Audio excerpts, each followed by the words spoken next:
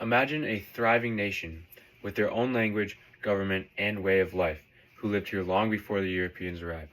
They took care of the land, they built a rich culture, and they took pride in their history. Well, this is the Cherokee tribe. Yet despite everything that they contributed to America's history, their story is often forgotten. It is a story of survival, strength, and resilience that deserves to be remembered. The Cherokee Indians are most known for their in-depth history, which includes migration, cultural resilience, and an enduring spirit. During my speech, I will dive into their forgotten history and cover their forced relocations, unique cultural practices, and how these experiences shape who they are as a tribe today. The first topic I'm going to cover is their forced relocation, and more specifically, the Trail of Tears. The Trail of Tears was a crucial moment in the Cherokees' history, which included not only their physical removal, but also the emotional and cultural trauma they endured throughout. But this wasn't the first or the last time they were forced to move. The Cherokees faced pressure to relocate long before the Trail of Tears, and additional forced migrations continued to reshape their identity. These relocations not only disrupted, but often destroyed their communities and changed their sense of belonging. This forced relocation wasn't just a result of random conflict, it was driven by greed. When settlers discovered gold on the lands in Georgia, on the Cherokee lands, the U.S. government became determined to remove them by any means necessary so that they could harvest all of the gold. They had no second thoughts about ruining the lands that the Cherokees had known for such a long time. The Cherokees were living on lands that held a lot of value, and unfortunately, this value is placed higher than their lives or their rights. The removal was systematic and a strategic removal, which was fueled by the government's desire to claim fertile land and exploit its resources for economic gain. Big surprise, huh? The discovery of gold was the final push, but the hunger for that land had been growing for decades before that. To make things even more complicated, the Cherokee leadership was split on how to respond to the government. Cherokee political figures like Major Ridge and John Ross had completely opposing views on how to handle the situation. Major Ridge believed relocation was unavoidable and argued for negotiating with the U.S. government to maintain some autonomy. On the other hand, John Ross fought against removal, using legal and political means to defend Cherokee rights.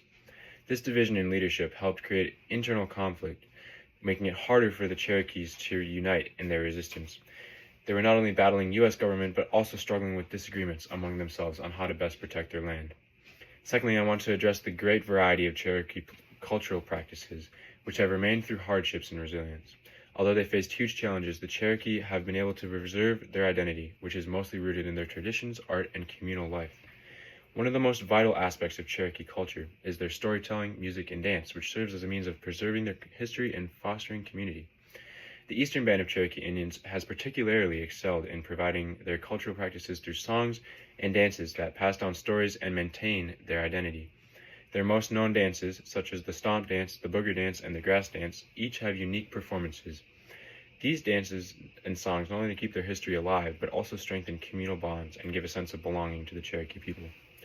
An important part of the Cherokee identity is their clan system and the symbols that are associated with it, such as the seven-pointed star.